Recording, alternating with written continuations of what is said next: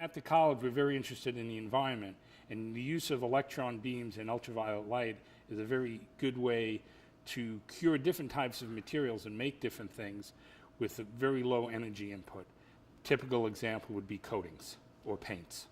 If you think about when you're working at home, you have the time to paint something, let it sit for a day or two to dry before you use it. In an industrial process, you don't have that advantage. So what you do is force dry or force cure your materials. And in those situations, there's a lot of energy is necessary to do this curing. People have gone from solvent-based materials because of the VOC problem to use water-based materials, but it takes a lot more energy to cure water-based materials than it does solvent-based materials. For example, electron beam, if we just say that's one, if you use ultraviolet light, it's about twice as much energy. It's 20 times more if you force cure a solvent-based system, and it's about 100 to 200 times more energy for a water-based product. So if you can do this quickly with electron beam or ultraviolet light, a lot of energy savings can be had. Also, they're 100% solids, means that when you ship the coating, you're shipping all coating. In the case of conventional paints, up to 50% or more is solvent that you're just going to evaporate off, and you have to pay the cost of shipping that.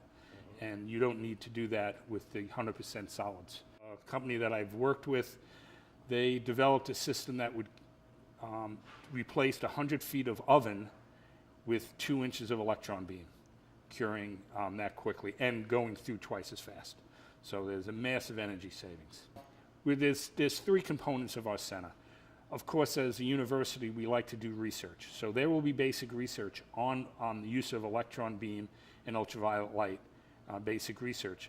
We will also have an education component, both our students, but also outreach, bringing people from outside in industry to bring them in and show them the advantage of using these technologies.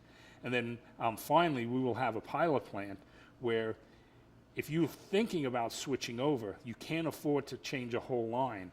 You can bring your samples in here, and a third party away from it, such as ourselves, can do the testing and show you what your product would look like when it's done.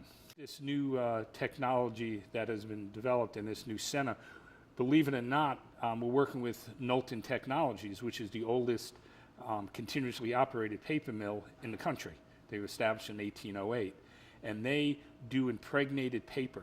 And they need to pre-cure things. And they're in the process of switching over from a solvent-based system to a radiation cure. And this is part of this, the funding that we just received from NYSERDA. There are cases where you could get the cost of investment into the new the new curing methods, and that could payback time could be as short as 2 years, and after that it's pure energy savings taking place. The coatings tend to be a little bit more money, but the advantage is when you buy that, it's 100% coating. So if you put 2 mils down on your material and it's cured, you have 2 mils. If you take a conventional paint, you put 2 mils down. When it's cured, it's only a mil thick, 50% of it's solvent. That's one of the other things that's sort of interesting is we were talking about coatings, adhesives, and composites, but we also do a lot of work on working with cellulose to make cellulosic ethanol.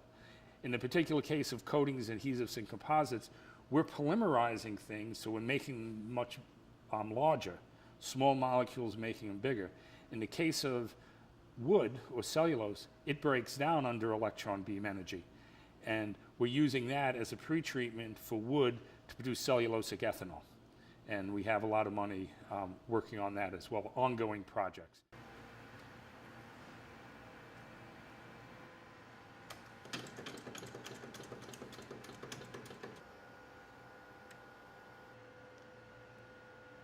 That was a fiberglass composite. We cured it with the ultraviolet light that was in there, so it cures it in around 30 to 60 seconds through 2 inches of plexiglass, so you can press it at up to 1,000 psi.